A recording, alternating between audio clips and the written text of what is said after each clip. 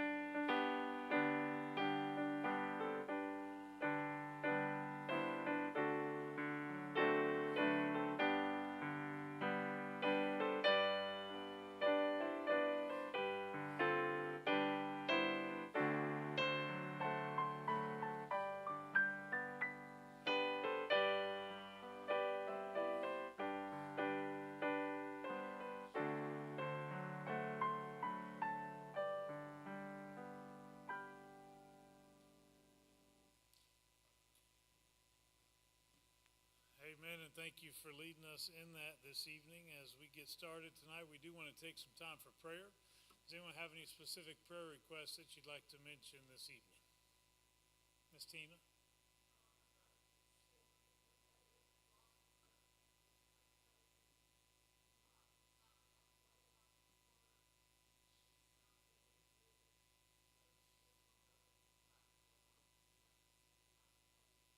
Sure.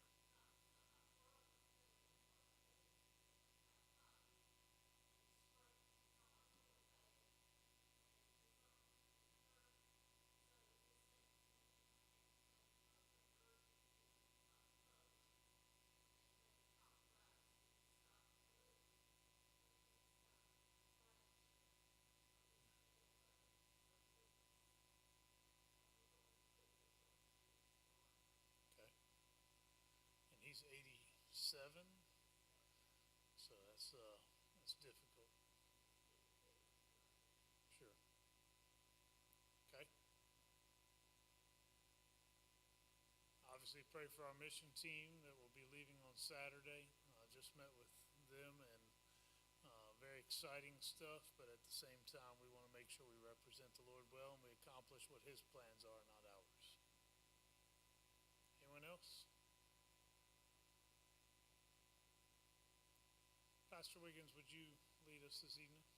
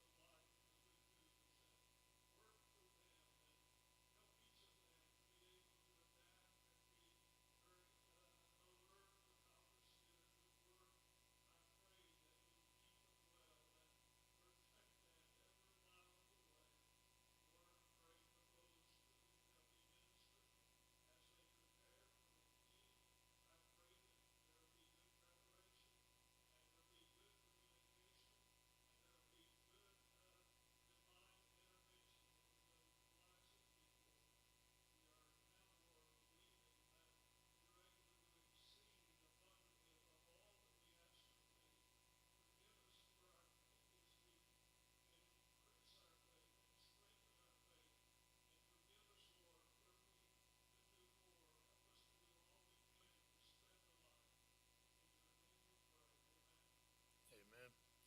Thank you for leading us in that. I do want to just celebrate. We did have a great camp meeting, and it was wonderful to just be able to allow the Spirit to move among people.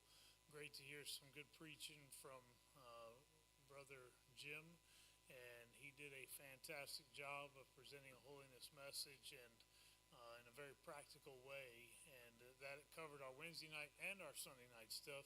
So as a result, it's actually been 2 weeks since we last did our Wednesday night stuff. So I want to give you a quick heads up that we do have, even though we have a team that's leaving Saturday for Costa Rica, we do have Sunday night service this week.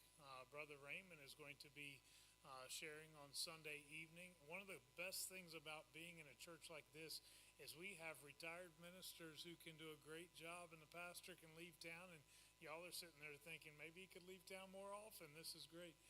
Pastor Raymond will actually share on Sunday night, and it will be a blessing. And then next Wednesday night, we will still have Wednesday night Bible study, but it won't be from the book of Judges. Actually, Pastor Wiggins will be the one who is leading that time. And of course, we're only gone 7 days, so that means we'll actually only miss one Sunday and one Wednesday.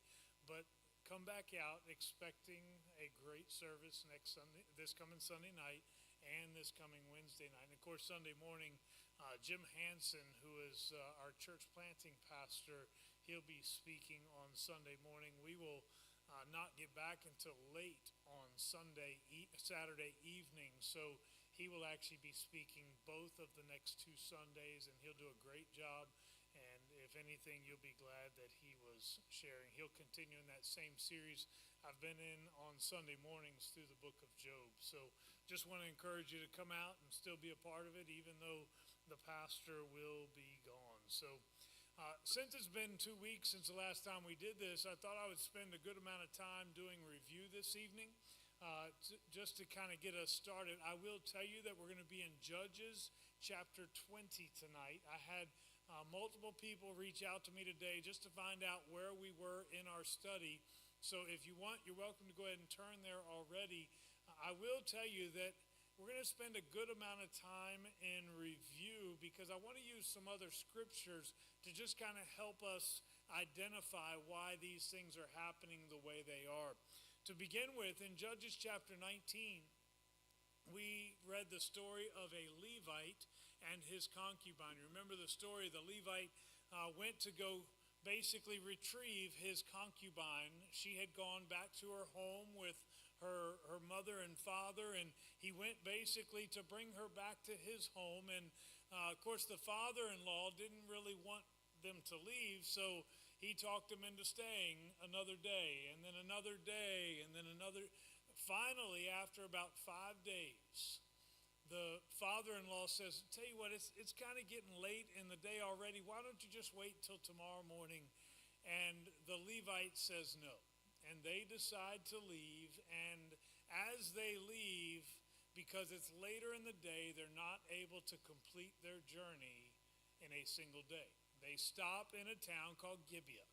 And in this town, it is a Jewish town. It is among the tribe of Benjamin. They find themselves in the city streets, in basically a town square, hoping that someone will bring them in for the night. Finally, someone does come up and offer to take them in for the night. But as they are relaxing, preparing for bed, maybe it's late at night, maybe it's not so late, there is the sound of someone banging on the door. And what we have is a crowd of people, a riotous group that has come together. Basically, they want to come and take advantage of those who have traveled into their town. Actually, I use the term take advantage of in a very generic way. They actually these are the men of the city. They want to take this Levite, a male, and they want to basically rape him and sexually assault him. They end up not being able to take him. The homeowner does not allow that, but in a weird setting, they send his concubine out, and they will rape her repeatedly throughout the night to the point that when morning comes, she has crawled back and she finds herself, her hands literally on the threshold of the house. She is already deceased. If you remember, as the story ended, she was then taken home and her body is cut into 12 pieces. This is a bloody message that is being sent out to the rest of the people of Israel. This is the Levite. He has taken her home. I want you to hear the words from Judges 19, verse 30. This is how gruesome it was. Everyone who saw it was saying to one another, such a thing has never been seen or done. Not since the day the Israelites came up out of Egypt. Just imagine, we must do something, so speak up. Basically, there was so much evil within what had taken place that everybody begins to take notice. By the way, it sounds really gruesome, the idea that he took his concubine home, this one that he loved enough to go back and get her, to retrieve her from her father's household. He cuts her up into pieces, and it sounds so gruesome that he would then send it off to each of the different tribes of Israel. But what he was doing was sending a message that what has taken place is inappropriate, and we cannot just tolerate what's taking place.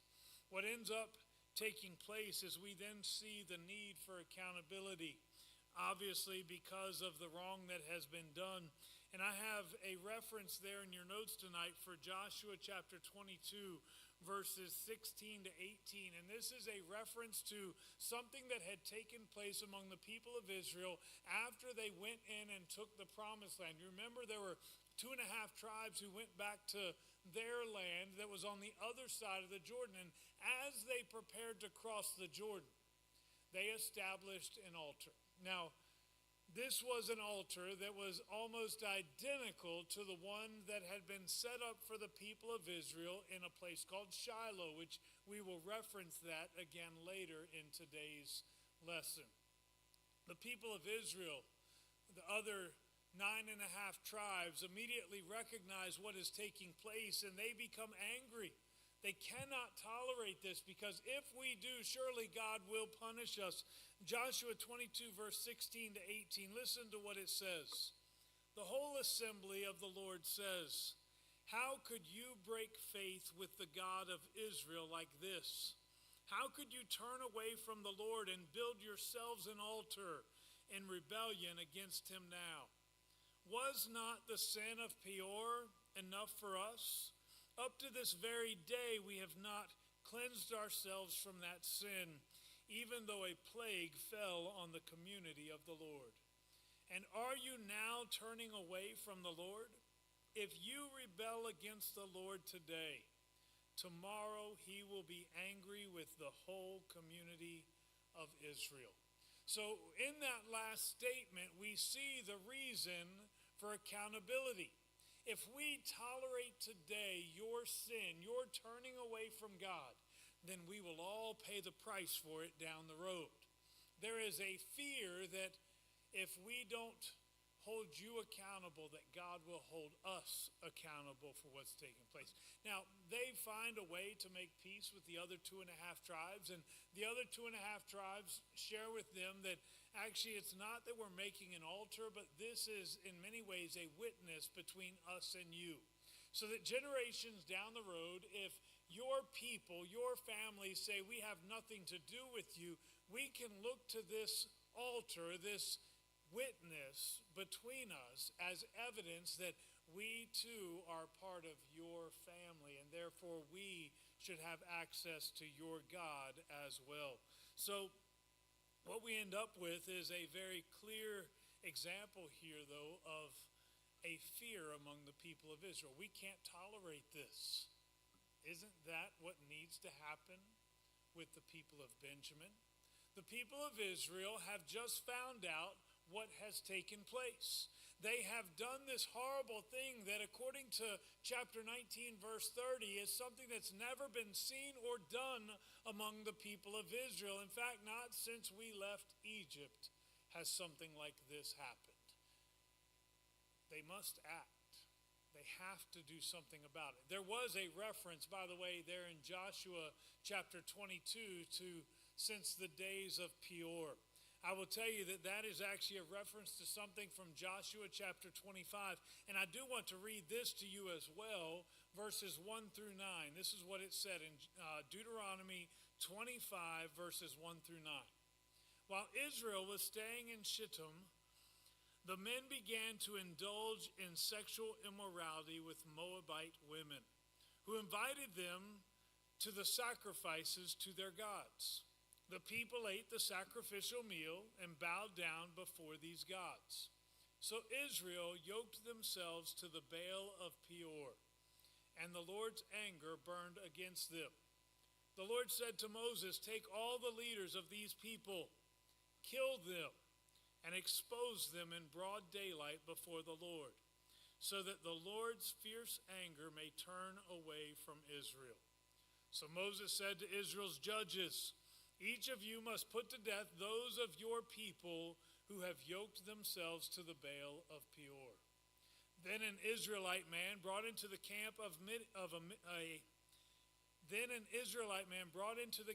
Midianite woman right before the eyes of Moses and the whole assembly of Israel, while they were weeping at the entrance to the tent of meeting.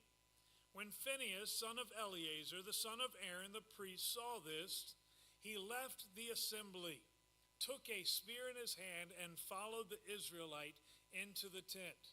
He drove the spear into both of them, right through the Israelite man and into the woman's stomach. Then the plague against the Israelites was stopped. But those who died in the plague numbered 24,000. So what that tells us is basically they had allowed idolatry to exist among the people of Israel. And as that idolatry existed, something God had forbidden them from, there were consequences that fell upon the people of Israel. There's a reference there to leaders being held accountable, leaders who are being killed because of what they did, but it actually went beyond the leaders. The last couple things that were mentioned there, the last few verses, it actually talked about a plague, a disease that fell upon them. And there were a total, according to that last verse, of 24,000 people that died as a result of the sin of Peor. So as we look at the accountability that was required for the people of Israel, there should likely be accountability now dealing with the tribe of Benjamin and the people of Gibeah. It was something God had laid out for them. One of the interesting things there about the sin of Peor was it wasn't just the disease, it wasn't just the plague that fell upon them. Phinehas, the son of Eleazar, actually catches two people in the act of sexual immorality, a man and a woman. And he goes into their tent while they're basically in the act of it. And he drives a spear through them. And it's almost as if that somehow relieved the responsibility because there has been accountability. And then the Lord relents and allows the plague to find its ending. But even Moses had sent the judges to hold the leaders accountable. There was an expectation that God's people would hold God's people accountable.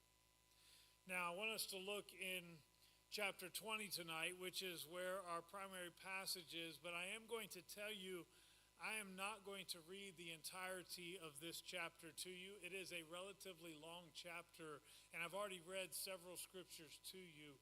But just to kind of get us started, I want to read the first 11 verses to you, and then I want us to talk about it. I will tell you that that will be the only section that we will read from this chapter tonight. Again, simply because I want to have time to be able to talk about what's taking place there.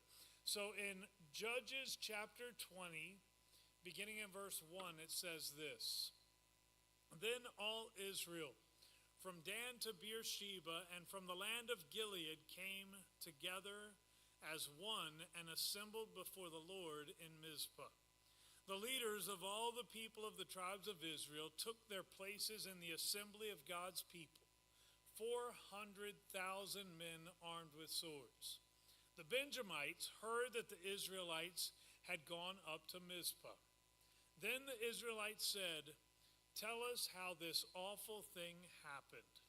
So the Levite, the husband of the murdered woman, said, "I and my concubine came to Gibeah in Benjamin to spend the night.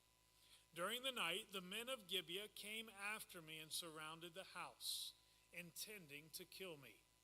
They raped my concubine, and she died. I took my concubine, cut her into pieces, and sent one piece to each region of Israel's inheritance, because they committed this lewd and outrageous act in Israel. Now, all you Israelites, speak up and tell me what you have decided to do." All the men rose up together as one, saying, "None of us will go home. No, not one of us will return to his house. But now this is what we'll do to Gibeah. We'll go up against it in the order decided by casting lots. We'll take 10 men out of every 100 from all the tribes of Israel, and 100 from 1,000, and 1,000 from 10,000 to get provisions for the army. Then when the army arrives at Gibeah and Benjamin, it can give them what they deserve for this outrageous act done in Israel." So the Israelites got together and united as one against the city. So we move from a review of incredible immorality that has taken place to now we see a response of accountability that is being offered. Remember, this is something that God has sort of dictated to the people. There was an expectation among them that we will hold each other accountable, and if we do not, there will be accountability toward us. So as they hear what has taken place, we are introduced to a concerted response. Now, when I say a concerted response, I'm identifying the fact that it wasn't just one or two tribes that becomes angry, but rather all of the tribes of Israel become angry. According to the passage, it says from Dan to Beersheba, and then also Gilead. So if we were to look at the map, Dan is one of the northernmost cities among the land of Israel. Beersheba is one of the southernmost cities among the people of Israel. And then Gilead is the land that would have been on the other side of the Jordan. So the point of that, to say Dan to Beersheba and then also Gilead, is basically to say from the northern border to the southern border and even east of the Jordan. Everybody is angry about what has taken place. They are all responding in a unified voice. It indicates the severity of the offense. You see, there were acts of immorality that took place, unfortunately, quite often among the people of Israel. It's not as if the people of Benjamin were the only ones who had been unfaithful to the Lord.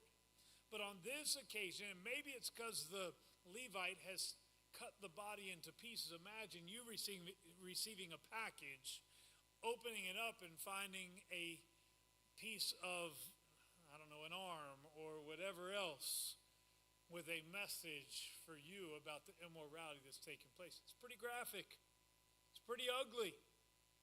It was severe, and therefore everyone is ready to respond in a unified voice.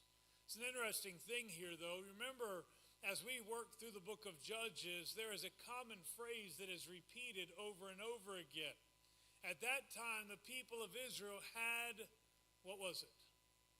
No king. So there's no one to tell them, this is what you must do.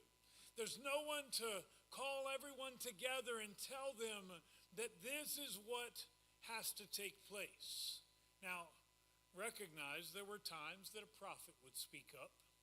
There were priests, there were Levites, there were judges that will occasionally rise up.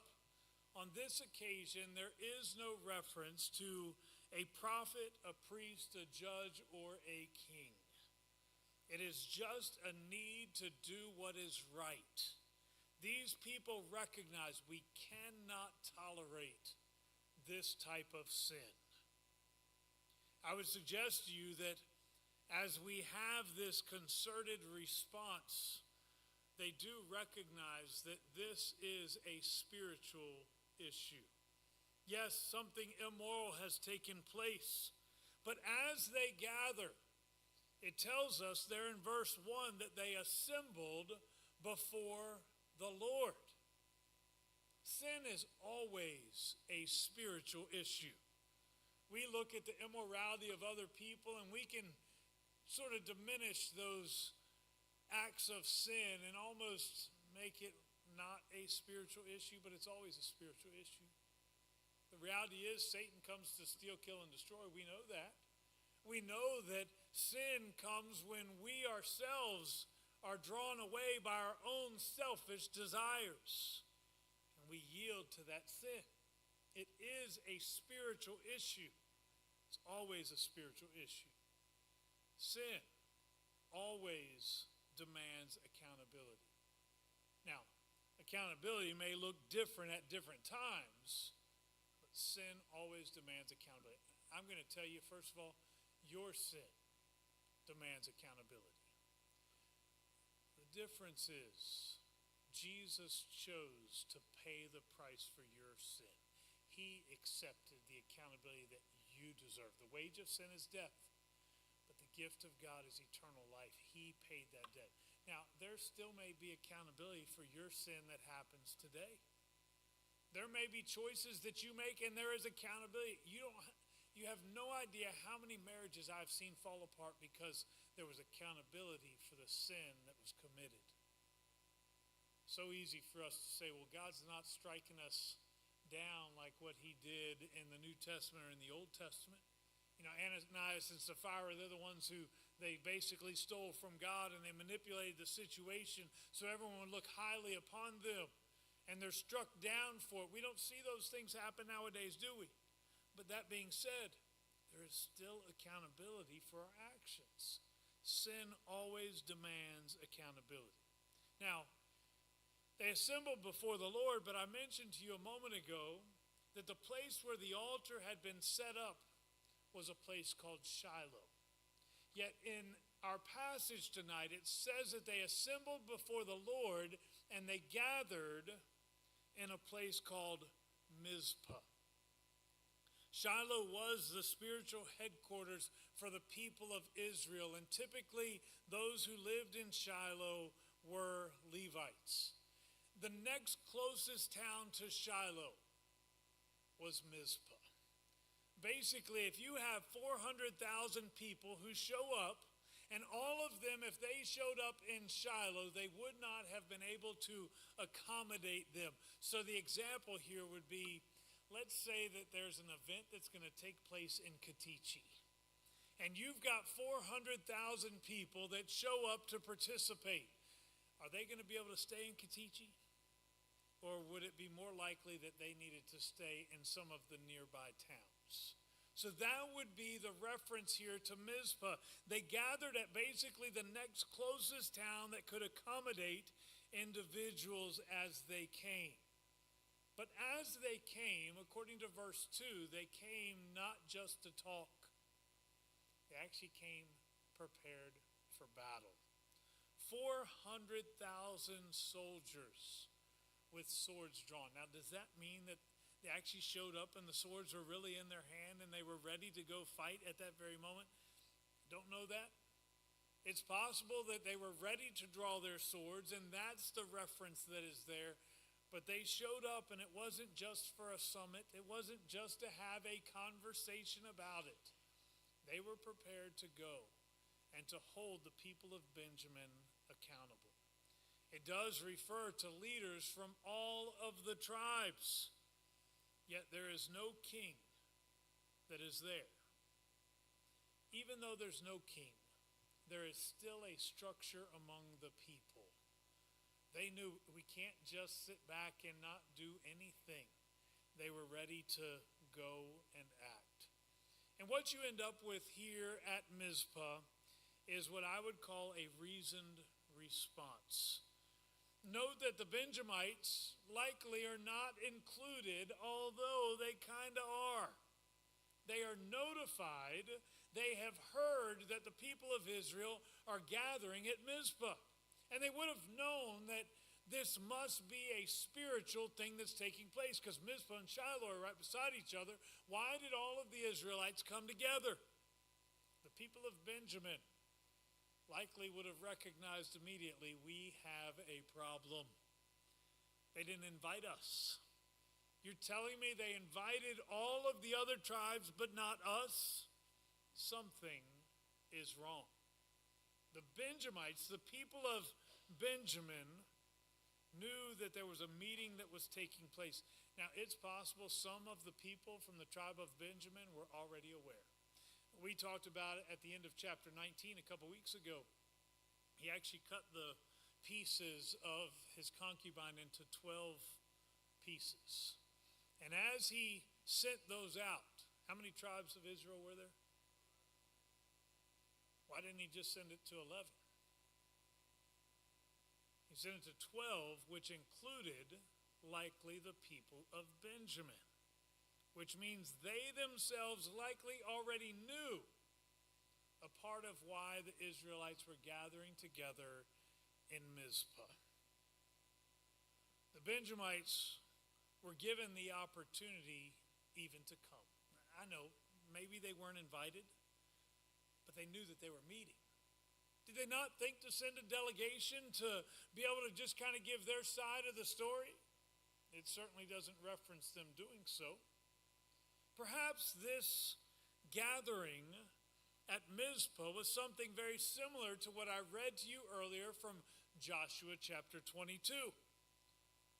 As Joshua and his leaders prepared to go to battle against the 2.5 tribes that basically were setting up that altar, they end up having a conversation with them, and they resolve the issue, and they end up not having to go to battle with them. They were ready for war, but war was averted. I would suggest to you that this is very different because they would have a very different result. You end up at this meeting with an impassioned explanation from the Levite who had been threatened. An impassioned explanation is always better than an assumption. You know, we assume a lot of things. Sometimes it is good and sometimes it's bad. We assume the worst of people often, don't we? If an individual did something, we assume that their intention was evil. So easy for us to do that in our culture. Maybe some of that's because we've seen that from some folks, and we tend to think that everybody else will do the same thing. Sometimes we assume with the positive, and you hope for those really. I've been assuming that my doctoral program that I would be in, that everything would go through, and up until today, it's just been an assumption. And I received notification earlier today that I was accepted to the doctoral program with Wesley Seminary. I can do it all from here, but I've been making that assumption for a long time. And now it is official. So they're basically saying, we don't want to assume anything. We want to know what's true. We want to know what's right. And so they listen to the story. The Levite describes what took place, but I have in here that what he describes is close to reality. You remember what actually took place in chapter 19. There was a crowd that came, and according to what he says in chapter 20, they intended to kill me. But is that really what it said in chapter 19? Send him out so that we can have sex with him, was actually what was said. Now, there are some possibilities as to why he describes it a little bit different here. Perhaps he left out the sex part because of shame. Because what they sought to do was so shameful that he couldn't even bring himself to mention it.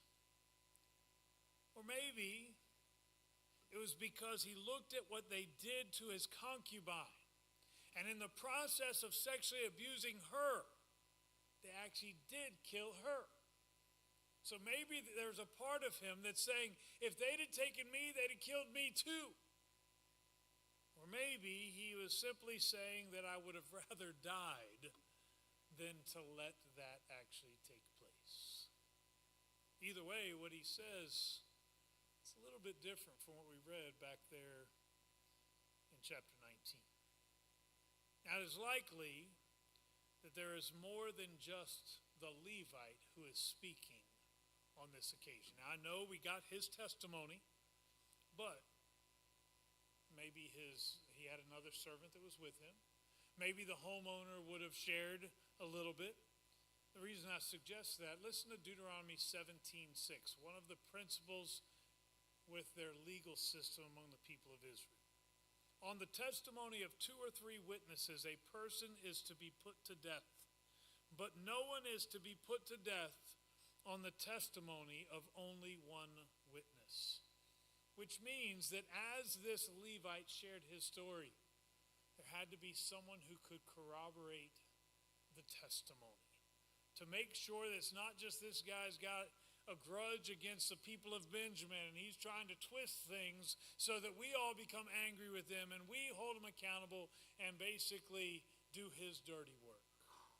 There had to be others who did speak, otherwise the people of Israel would not have been able to respond the way they did. Certainly you can't accuse one individual, much less to accuse an entire nation and allow such wrath to come upon them. So then in verse 7, he basically asks the question, what will you do with the accusation that's been given? I was reading a commentary, a Matthew Henry commentary, and this is the way he interpreted that question. You are a holy people to God and have a dread of everything which will dishonor God and defile the land. You are of the same community, members of the same body, and therefore likely to feel from the distempers of it. You are children of Israel that ought to take particular care of the Levites, God's tribe among you. And therefore, give your advice and counsel what is to be done. Remember, this man is a Levite. The goal was to have sex with him, to kill him. Instead, you've taken his concubine, sexually molested her, and even killed her. What will you do with this accusation?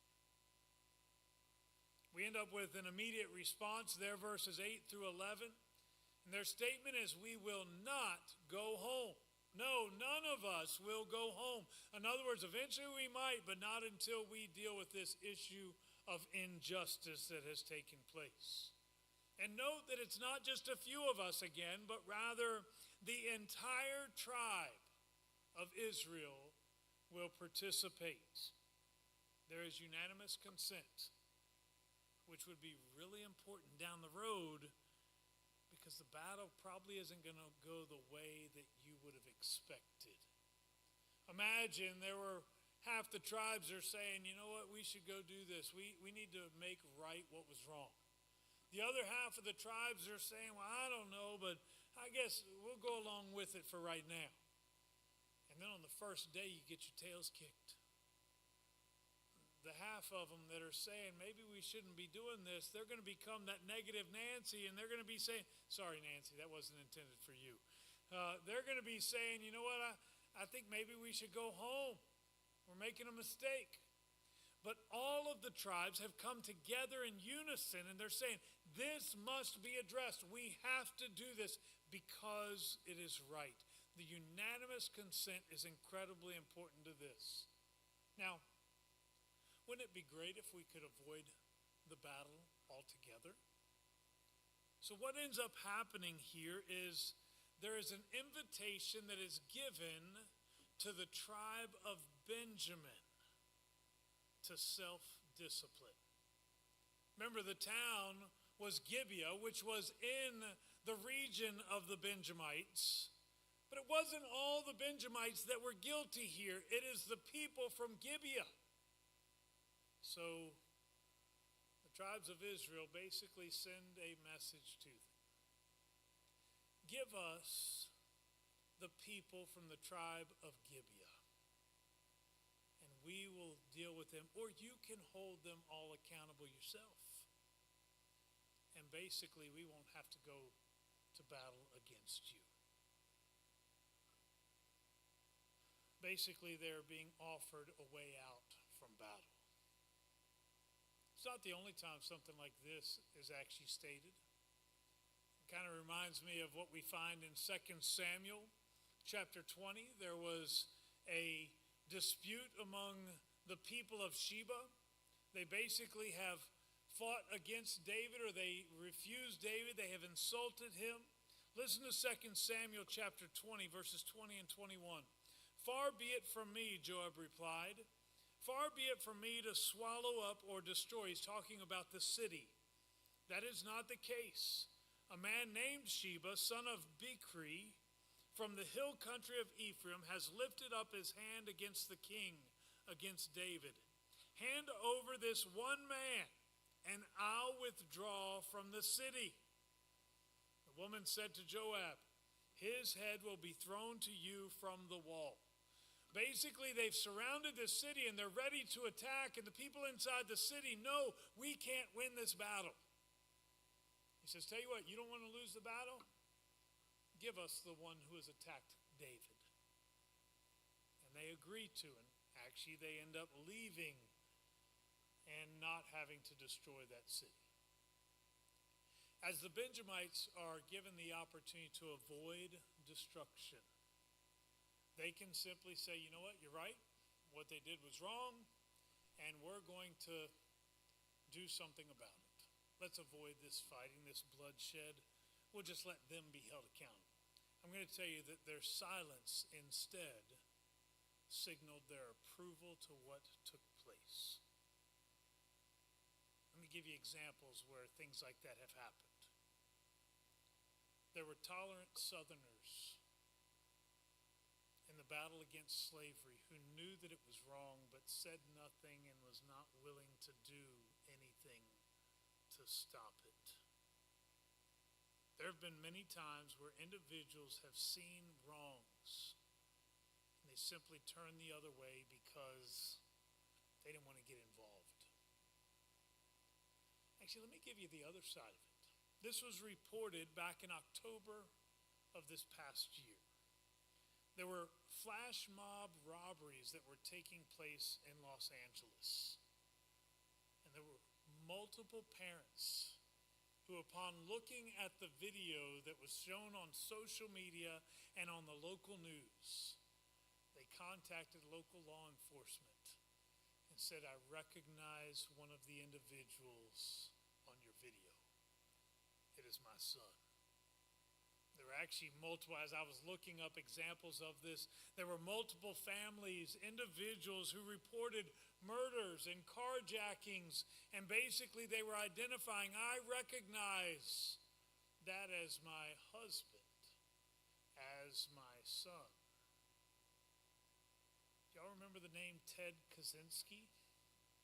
He was the Unabomber, is what he was known as for years. Do you remember who actually turned him in? It was his brother. You see, just because you're related to them, just because they're family, doesn't mean that you should just sweep it under the carpet and pretend like it didn't happen. The reality is, sometimes someone needs to speak up. What ends up happening is 26,700 Benjamites. According to the passage, it says there are 26,000 Benjamites, not including the 700 people from Gibeah that were skilled in battle. 26,700 Benjamites will end up going to battle against 400,000 Israelites. I got to tell you, my first thought is, well, that ought to be a whooping. You got 26,700 against 400,000 Israelites. But if you remember, one of the things we talked about a couple weeks ago, the Benjamites were actually known as great warriors. Know this, sometimes accountability hurts, but it is still necessary. I told you they were great warriors. At least that was the reputation that they had. Our passage tonight actually describes 700 of them being left-handed warriors and incredibly accurate with a sling, to the point that they could shoot a rock, much like we think of David when he fought against Goliath and he threw that rock and he could hit that target perfectly. Even though he was much smaller, he could do great things with that sling. Well, the people of Gibeah, the people of Benjamin, were like that. The reference to them being left-handed, there is a significant advantage to being left-handed. I'll tell you, even from a sports view, I play basketball left-handed. Now, the people who know me, they recognize that already because I've played against them before. But what ends up happening is most people tend, when they guard a player, they guard against the right hand because most people dribble the ball right-handed and shoot the ball right-handed. But what happens when you're trying to guard the right hand and instead the individual comes at you from the left hand? Boxing would be in that category. You've got someone who's right-handed and everybody's ready for that punch to come from the right side, and all of a sudden you get drilled by the left hand. Imagine being in battle against soldiers and you're expecting to be attacked from the right side and instead you get attacked from the left side. It allowed them to be great warriors who could actually fight and they could kill an awful lot of people. There's no question Israel would have been physically stronger with the people of Benjamin on their side. They could fight neighboring nations and win battle after battle when you've got these warriors helping you. But they could not tolerate the wickedness that was there. Actually, in verse 18, they will begin to seek the Lord for his advice, looking for information what should happen. Actually, the information that they ask is, who should go first? Which tribe should go first? I'll tell you, it's always the right place to start by talking with God. There is a problem here. They've already started the process. They aren't asking the Lord, should we go into battle? Should we fight the people of Benjamin? They've already come to that conclusion. And now they're saying, okay, God, now you tell us which one should go first. Maybe the Lord wanted them to go into battle. Maybe he didn't. They never asked. The question is, which of us should go first? They likely assumed that God would bless them because they were fighting for a just cause, because they were addressing a sin that had taken place. They made an assumption that might not have been as accurate as they thought. There would be a battle that would take place, but it would not be an immediate victory. Actually, if we were to read the entirety of this passage, we see that on the first day of fighting, 22,000 Israelite lives are lost. Not Benjamites. 22,000 Israelite lives are lost. Now remember where we started. You've got 400,000 on one side, and then you've got 26,000 on the other side. Yet after one day of battle, the only recorded losses are from the 400,000. 22,000 of them. Can you imagine going back after day one of fighting? And you're talking amongst the tribes and you're thinking to yourself, that did not go the way we expected. I would have thought we would have won. They go back out the next day. 18,000 die. Remember, they only got 26,000 to begin with, and we've already lost 40,000 troops, 10% of what we started with. At some point, discouragement and doubt would begin to set in. Now, a good question that they could ask is, why would God allow such losses? There were times the Israelites would go into battle and they would lose nobody. There were times, in fact, on one occasion in the book of Joshua, when the battle of Ai took place, remember they lost, 36 people? And they thought the world was going to cave in on them. It's because they weren't used to losing. But you just lost 40,000 troops, 10% of your army in 2 days. Why would God allow such losses? Maybe a good question here is, how long had they tolerated the sin of Benjamin before they finally decided to step up? And maybe what God was saying is, y'all should have been fighting this battle a long time ago. Y'all are just as guilty as they are. Yes, their sin seems repulsive. What they have done is disgusting. But you have allowed all kinds of sin among your people as well. For whatever reason, God allows incredible loss.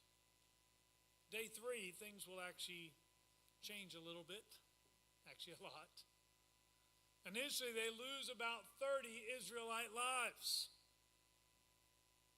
But then 25,100 Benjamite lives will be lost, all on day 3 of the battle. How many did they start with? 26,000. Almost all of their troops die the next day. I will say that the battle plan is very reminiscent of what took place at Ai, the battle that I just referenced a moment ago when Achan had committed sin. when they go in for their second day of battle against the people of Ai, they kind of sucker them in a little bit. They draw them in. They think they're beating the Israelites, and the Israelites begin to retreat, but there's actually a trap. That there are actually Israelites that are ready to, once the people of Ai, the soldiers leave the town of Ai, Israelites go in and they basically burn the city, and then all of a sudden the people of Ai realize we're in trouble, we've been tricked, and now they've got them surrounded, and they've got the enemy soldiers that are attacking on every side. That's basically what happens here. The people of Gibeah and all the cities of Benjamin are destroyed on this occasion. Now, I think it's important to note here that it's not just the people of Gibeah who are going to pay the price. Remember, the offer that was given to the tribe of Benjamin, give us the people from Gibeah. Let's hold them accountable. But it's not just the people of Gibeah that will pay the price, because the people of Benjamin refused to actually hold them accountable. All of the cities of Benjamin are destroyed.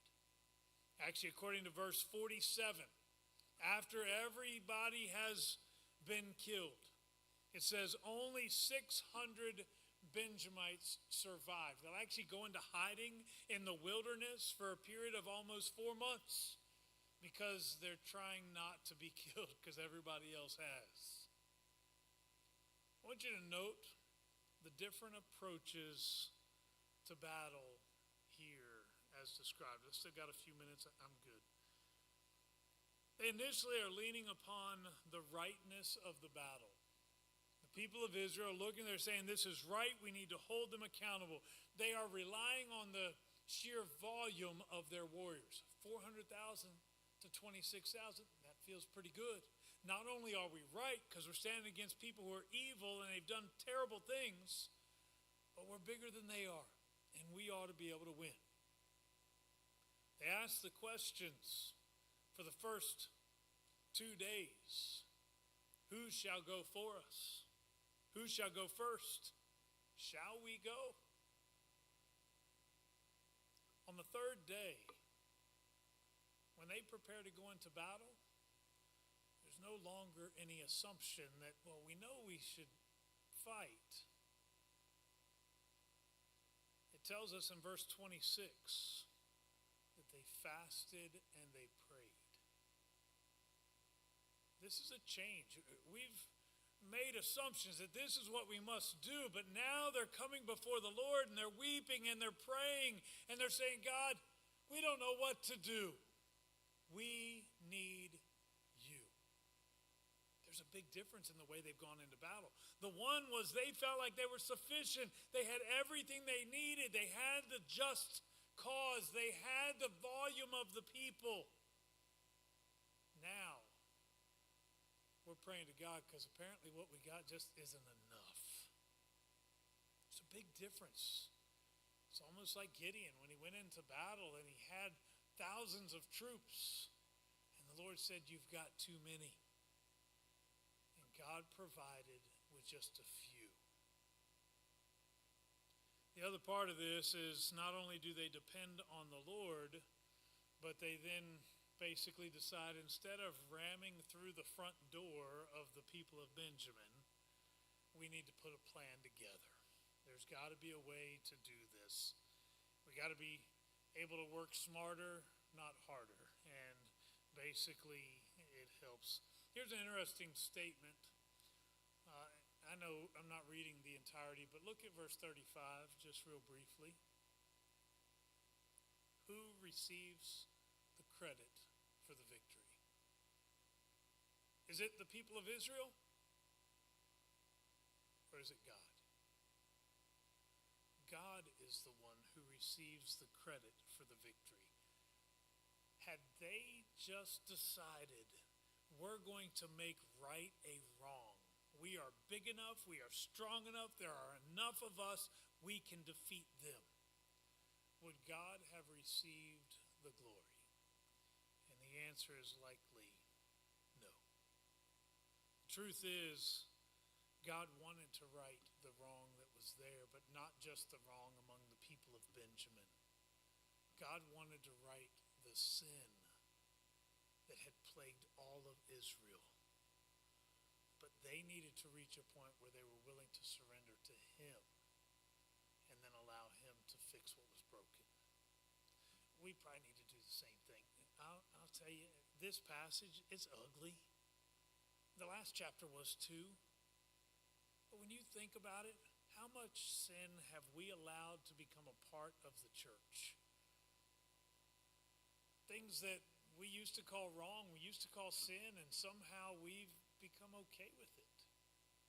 You say, well, we're not like the people over in that church. The things that they're doing, they're incredibly immoral. They couldn't be a part of our church, but I'll guarantee you there was a time that if an individual was gossiping and complaining in the church, we would have said, you know what, that is not the way Jesus instructed us to handle it. But we're okay with it. Maybe because we like the people involved, maybe because we just don't want to make waves. For some of us, it's not gossiping and complaining. Maybe it's a habit that we bring into the church lifestyle. I was talking with an individual who, and I won't tell the name of the church at all, but the individual was, I will say it was a Wesleyan church.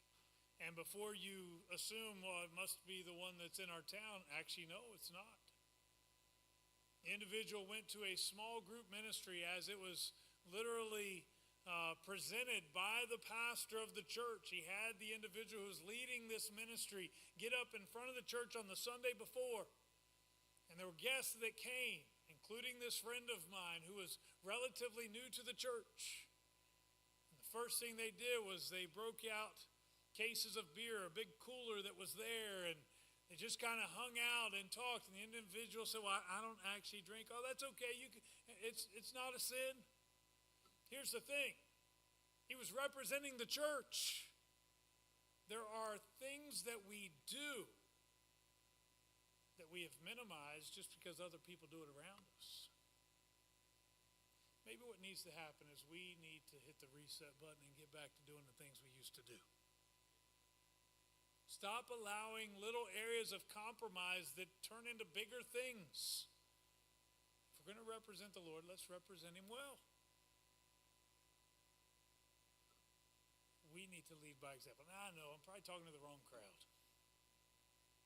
Because it's Wednesday night and everybody came out for Bible study tonight. I think it's time for the church to get back to what we used to be.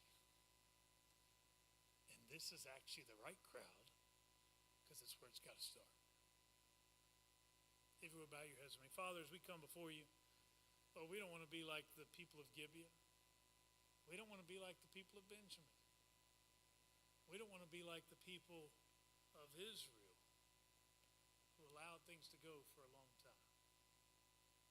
Lord, where we have allowed compromise, I pray that you would help us to become a people that are fully devoted to you above everything else. Forgive us, empower us to live the transformed life in front of the church and the world. Help us to lead by example so that if others choose to go on a different path, we can make clear that there is a way to live a victorious life without compromise. Thank you for your grace. Be honored in us now as we seek to walk in that grace. In Jesus' name we pray, amen. It is a blessing to have y'all tonight, and I was 4 minutes over.